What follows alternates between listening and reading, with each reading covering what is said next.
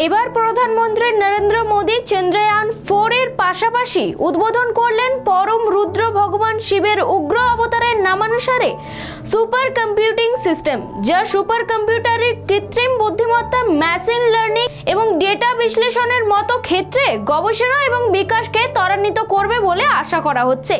নমস্কার, দেখছেন খবর বাংলা, সঙ্গে রয়েছে আমি স্মৃতি। বিজ্ঞান ও প্রযুক্তির খবর নিয়ে সম্প্রতি প্রযুক্তিগত অগ্রগতি এবং স্বনির্ভরতার দিকে ভারতের যাত্রায় একটি উল্লেখযোগ্য মাইল ফলক চিহ্নিত করা হচ্ছে, যা centre for development of advanced computing দ্বারা তৈরি অত্যাধুনিক সুবিধা ও দেশের উচ্চ কার্যক্ষমতা সম্পন্ন কম্পিউটিং ক্ষমতার জন্য একটি বড় বৃদ্ধির প্রতিনিধিত্ব করবে।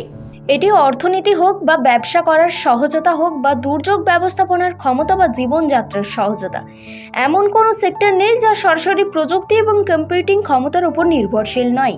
এই সেক্টরটি শিল্প 4.0 এ ভারতের সাফল্যের সবচেয়ে বড় ভিত্তি। প্রধানমন্ত্রী জানিয়েছেন, তিনি যোগ করেছেন যে ভারত তার নিজস্ব সেমিকন্ডাক্টর ইকোসিস্টেম তৈরি করেছে, যা বিশ্বব্যাপী সরবরাহ চেইনের একটি গুরুত্বপূর্ণ অংশ হবে।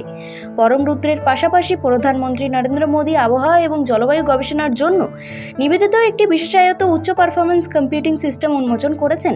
এই সিস্টেমটি ভারতের আবহাওয়ার পূর্বাভাস ক্ষমতার বৈপ্লবিক পরিবর্তনের জন্য প্রস্তুত।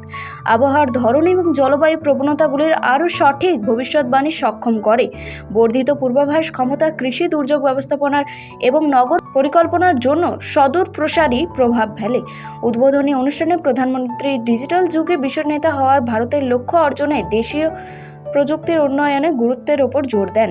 এই উন্নত কম্পিউটিং সিস্টেমগুলির স্থাপনা বিশ্বব্যাপী সুপার কম্পিউটিং অঙ্গনে ভারতকে অবস্থান শক্তিশালী করবে বলে আশা করা হচ্ছে। এটি গবেষক এবং বিজ্ঞানীদের স্বাস্থ্যসেবা, পুনর্নবীকরণযোগ্য শক্তি এবং জলবায়ু পরিবর্তন প্রশমনের মতো ক্ষেত্রে চাপের চ্যালেঞ্জ মোকাবেলা করার জন্য প্রয়োজনীয় সরঞ্জাম সরবরাহ করবে।